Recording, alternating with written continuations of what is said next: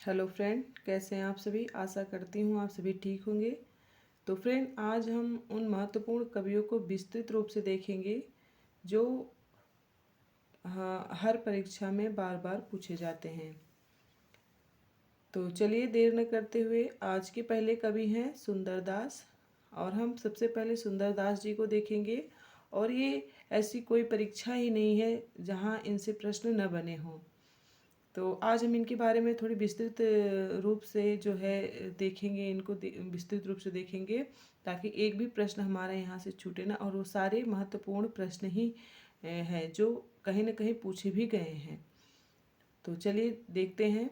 और friend, video आप लोगों को अच्छी लगे तो आप लोग लाइक, शेयर और सब्सक्राइब जरूर करिएगा।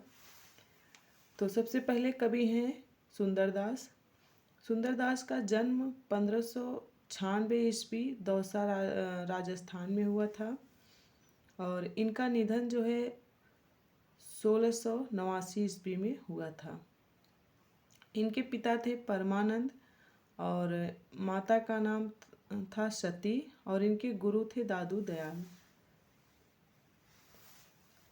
इनकी कुल 42 रचनाओं का उल्लेख मिलता है। राघव दास ने इनको दूसरा शंकराचार्य कहा है। तो देखिए, प्रश्न ऐसे बन भी सकता है कि किसने किसने सुंदरदास को दूसरा शंकराचार्य कहा है, तो राघव दास ने। और इनकी रचनाओं के बारे में भी पूछा जाता है कि इनकी कुल कितनी रचनाएं मिलती हैं, तो 42 रचनाओं का उल्लेख मिलता है। माता पिता का नाम तो मोस्ट इम्पॉर्टेंट होता ही है। तो ये सब प्रश्न बने हुए भी हैं फ्रेंड, और जो मैंने यहाँ पर विस्तृत एक जो है श्रृंखला के रूप में रखा है।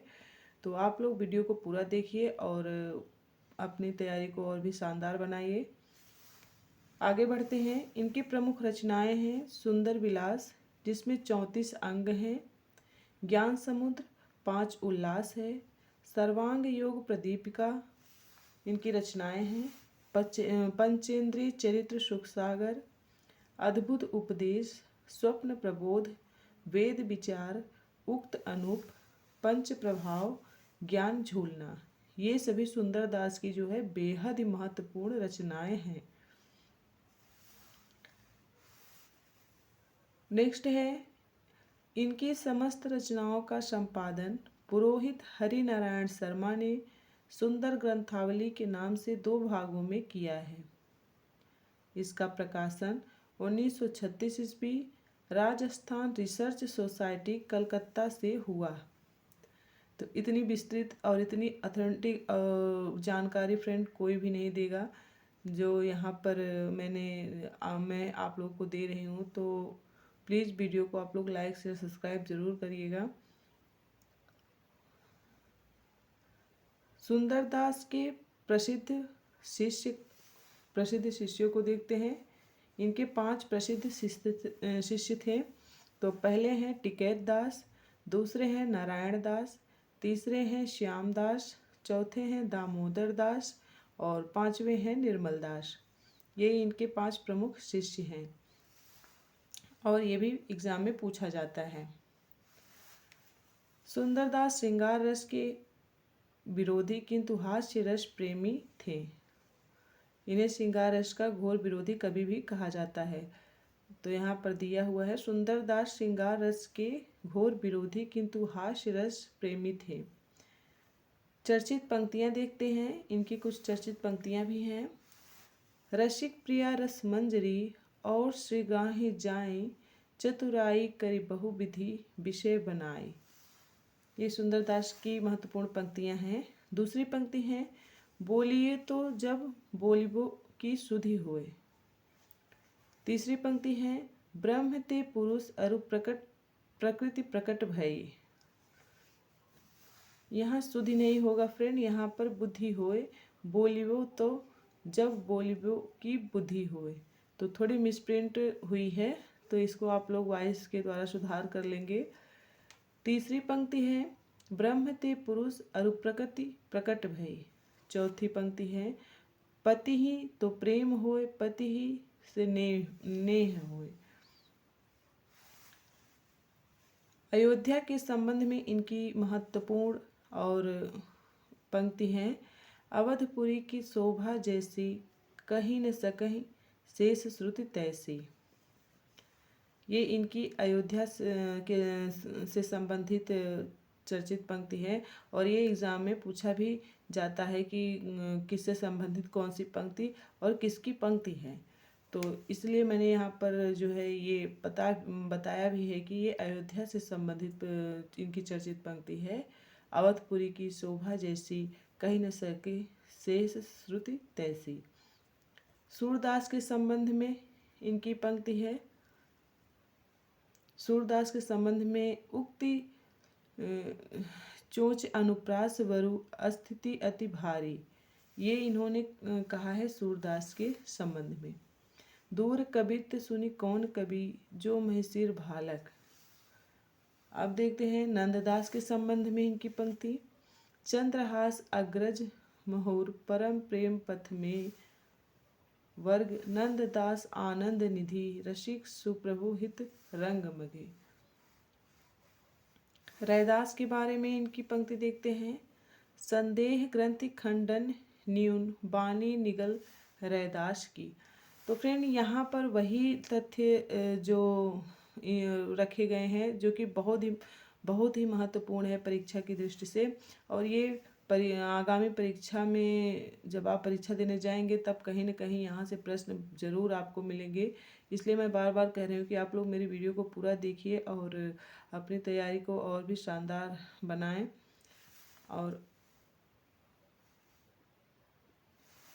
और ये एक बात और फ्रेंड, ये सभी तथ्य मेरे नोट्स से हैं और उसी नोट्स से बहुत सारे भाइयों बहन का सिलेक्शन हुआ है। तो अब की बारी आपकी बारी, तो आप लोग वीडियो को पूरा देखिएगा।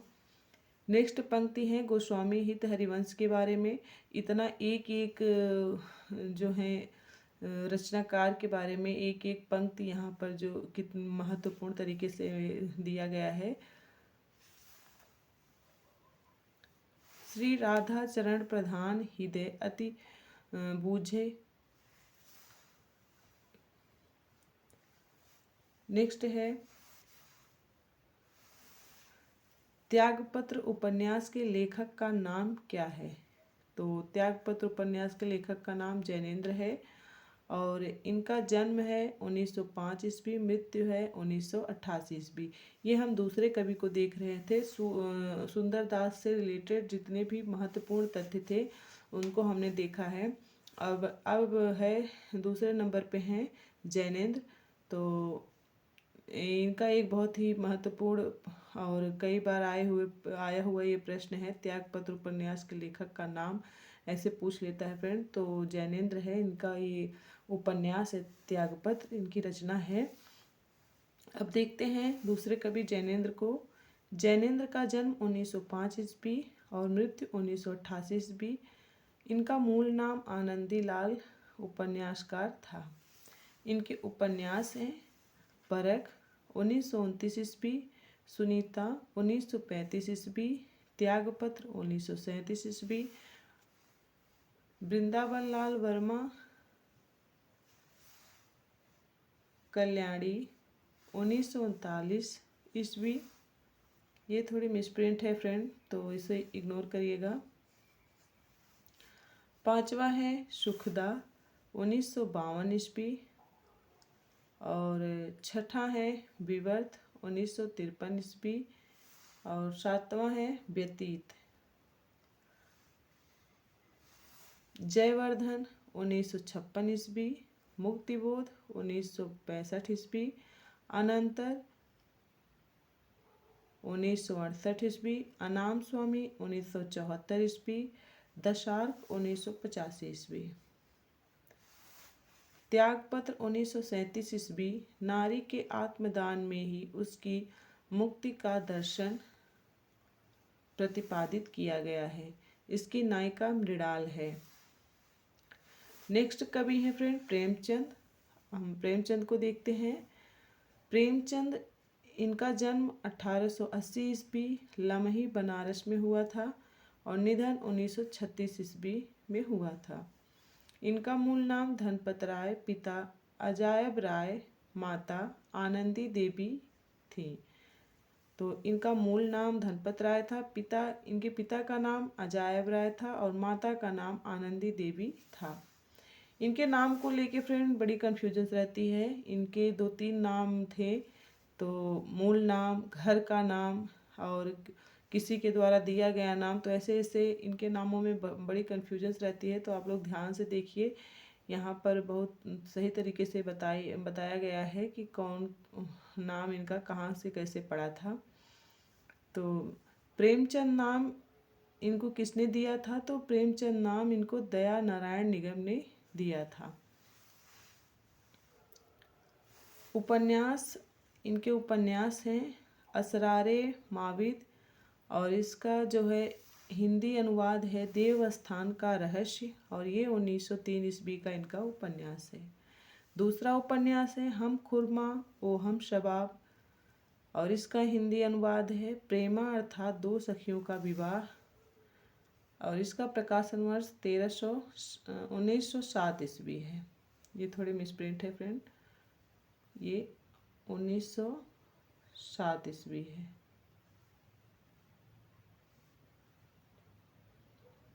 देखिए 1907। नेक्स्ट है किसना 1907, रूठी रानी 1907, बाजारे ए हुस्न, और इसका हिंदी अनुवाद है सेवा सदन। जलवा ए इशार, इसका हिंदी अनुवाद है वरदान, और प्रकाशन वर्ष है 1921 ईस्वी।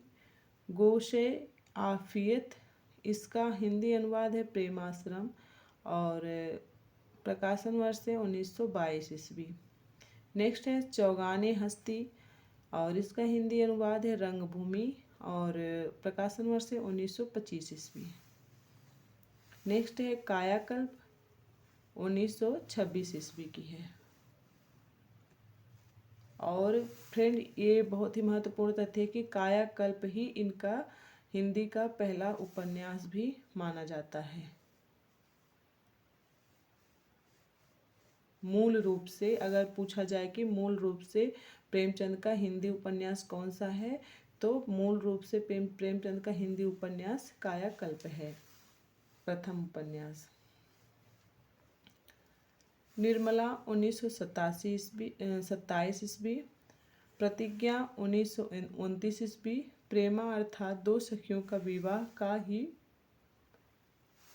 परिवर्तित रूप है ये प्रतिज्ञा। नेक्स्ट है फ्रेंड कर्मभूमि 1932 ईस्वी, गबन 1931 ईस्वी, गोदान 1930 ईस्वी, और अंतिम है मंगलसूत्र, और ये अपूर्ण है। अगले कवि हैं सोहनलाल द्विवेदी। अब हम सोहनलाल द्विवेदी को देखते हैं। सोहनलाल द्विवेदी छायावादोत्तर राष्ट्रीय सांस्कृतिक काव्यधारा के कवि हैं। इनका जन्म बिंदगी फतेहपुर में हुआ था। बिंदगी फतेहपुर में इनका जन्म हुआ था सोहनलाल द्विवेदी का। इनकी काव्य रचनाएं हैं भैरवी 1941 ईस्वी, वासोदत्ता 1992 ईस्वी, कुणाल 1943 ईस्वी, पूजा गीत 1995 ईस्वी, विषययान 1995 ईस्वी, युगाधार 1944 ईस्वी, वासंती 1994 ईस्वी, जय गांधी 1956 ईस्वी, सेवाग्राम 1996 ईस्वी।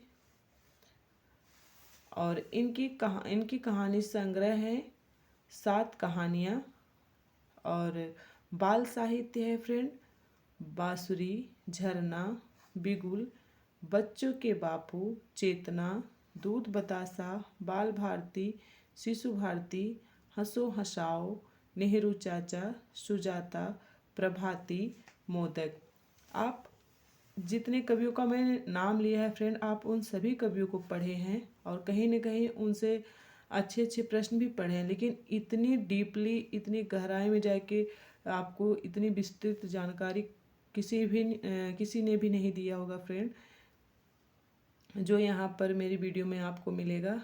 आप अगर मेरी वीडियो को देख रहे हैं तो आप खुद समझ जाएंगे कि हाँ देख कितने काम की ये वीडियो है, कितने काम के एक एक कवियों का जो है विस्तृत और बड़े अच्छे ढंग से मतलब यहाँ पर एक तरह से कह सकते हैं कि प्रश्नोत्तरी के रूप में दिया गया है। और अगर वीडियो आप लोग को अच्छी लगे फ्रेंड तो आप लोग कमेंट बॉक्स में कमेंट करिएगा, मैं और भी अच्छे अच्छे वीडियो आप लोग को दूंगी। आगे बढ़ते हैं। संपादित पत्र पत्रिकाएं, अधिकार, दैनिक पत्र राष्ट्रीयता से संबंधित है और यह 1938 से 1942 तक चला था। दूसरा है गांधी अभिनंदन, ये 1992 ईस्वी का है। तीसरा है बाल सखा, 1937 से 1943 ईस्वी तक चला और ये इनकी बेहद ही महत्वपूर्ण इनकी पत्रिकाएं हैं, जो अधिकार और गांधी अभिनंदन, बाल सखा, ये सब इनकी बेहद ही महत्वपूर्ण पत्रिकाएं हैं।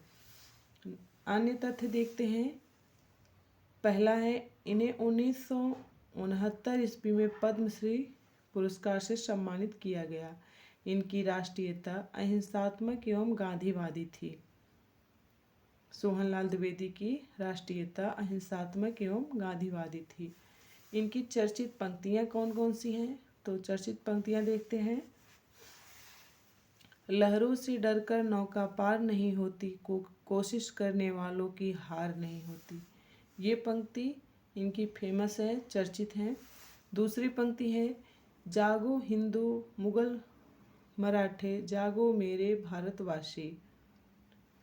तीसरी पंक्ति है, भूल गए क्या राम राज्य वह जहाँ सभी को। ये इनकी 3 पंक्तियाँ जो कि बेहद ही महत्वपूर्ण हैं। आगे हम देखते हैं द्विवेदी मंडल के कवियों को। तो द्विवेदी मंडल के कवि हैं फ्रेंड महावीर प्रसाद द्विवेदी और ये 1869 से 1938 ईस्वी तक इनका दूसरे कवि हैं हरिऔध, 1865 से 1997 ईस्वी तक इनका कार्यकाल रहा।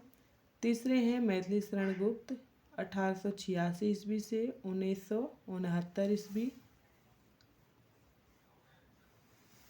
अगले हैं रामचरित उपाध्याय, 1872 से 1938 ईस्वी। अगले हैं गिरधर शर्मा नवरत्न, ये 1881 से 1941 ईस्वी। नेक्स्ट है लोचन प्रसाद पांडे, 1886 ईस्वी से 1959 ईस्वी।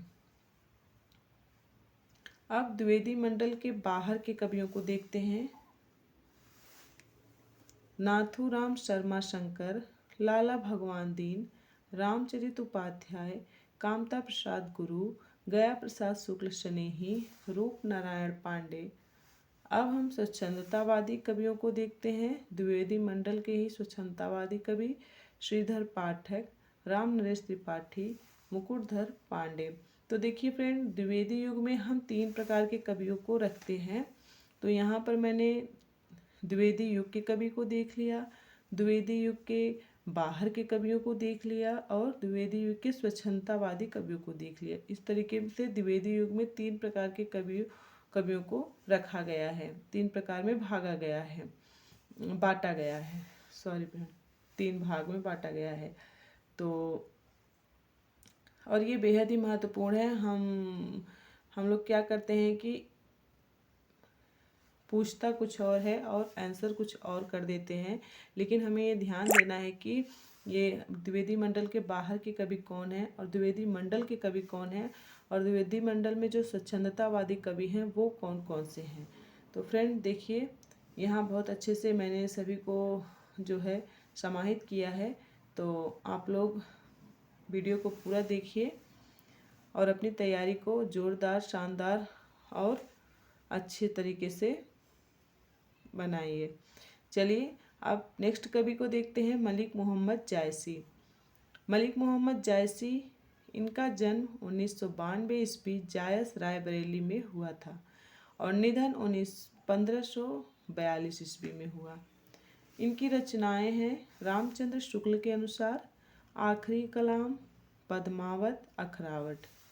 और नागरी प्रचारिणी सभा काशी के अनुसार इनकी रचनाओं को देखते हैं। दोनों ही बहुत महत्वपूर्ण है। कहीं कहीं तो नागरी प्रचारिणी सभा काशी के बारे में पूछ लेता है, कोई एक रचना दे देगा और पूछ लेगा ये किसके अनुसार है, या फिर इसी में कन्फ्यूजन्स बढ़ा देता है फ्रेंड। कहीं कहीं रामचंद्र शुक्ल के अनुसार पूछ लेता है। तो आप लोग दोनों प्रकार को देखिए। नागरी प्रचारिणी सभा काशी के अनुसार अखरावट, पद्मावत, आखिरी कलाम, चित्ररेखा, चंपावत, इतरावत, महरी बाईसी, पोस्तीनामा, मटकावत, दुर्वानामा, मोटाईनामा, मुकुहरानामा, घनावत, मुहरानामा, कहानामा, स्फुट छंद, मेखरावट, परमार्थ जपची, नैनावत, सोरठ छंद। तो ये सभी रचनाएं जो है नागरी प्रचारिणी सभा काशी के द्वारा मान्य हैं। अब है पद्मावत के अति महत्वपूर्ण वर्ग। तो देख लेते हैं पद्मावत के अति महत्वपूर्ण खंडों को। तो सबसे पहले है स्तुति खंड, सिंगल द्वीप वर्णन खंड, मानसरोवर खंड, नख सिख खंड, सिंघल द्वीप खंड, पद्मावती वियोग खंड,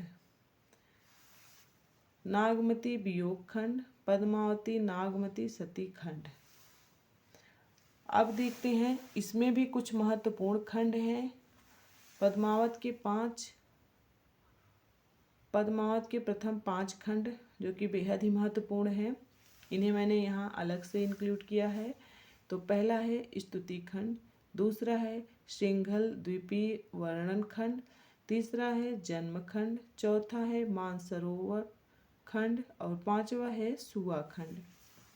अब देखिए फ्रेंड, पद्मावत के अंतिम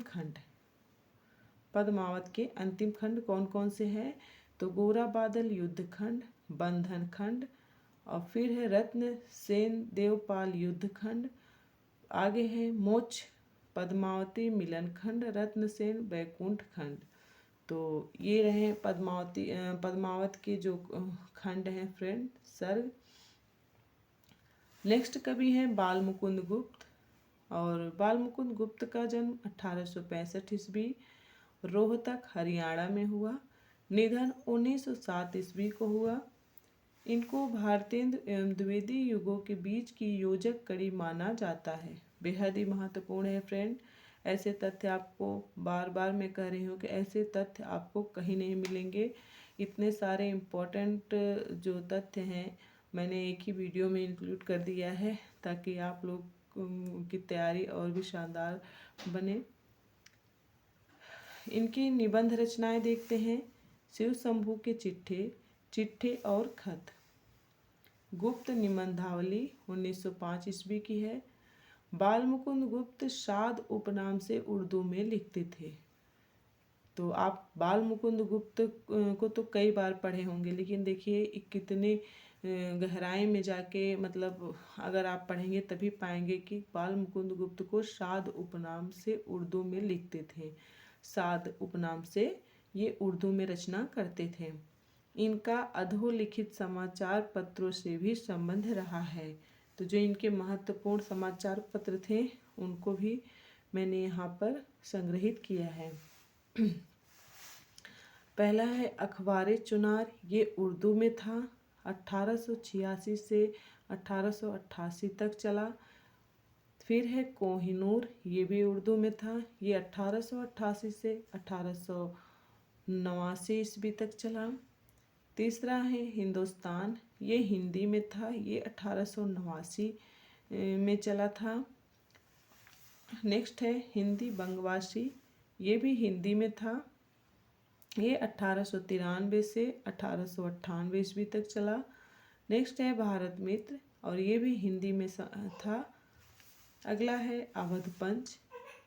नेक्स्ट है भारत प्रताप। अगला है नया जमाना रहबर।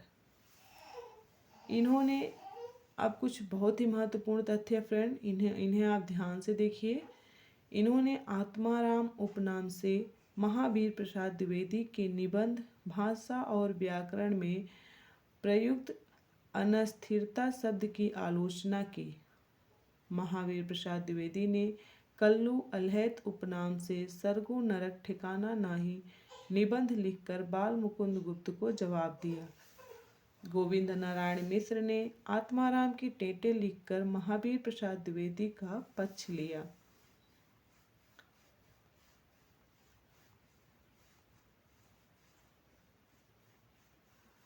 तो आज के लिए बस इतना ही फ्रेंड, मिलते हैं नेक्स्ट वीडियो में। और फ्रेंड, वीडियो आप सब लोगों को कैसी लगी कमेंट बॉक्स में कमेंट करके ज़रूर बताइएगा, और वीडियो को लाइक शेयर सब्सक्राइब ज़रूर करिएगा। और फ्रेंड, बेल आइकन को भी प्रेस करके रखिए ताकि मेरे द्वारा बनाई गई वीडियो आप लोग को आसानी से मिले। और फ्रेंड, अच्छे कमेंट करिए ताकि मेरा मनोबल बढ़े और जिससे मैं आप सभी लोगों को और भी अच्छी वीडियो दे सकूं। तो आज के लिए फ्रेंड इतना ही, मिलते हैं नेक्स्ट वीडियो में, तब तक के लिए धन्यवाद।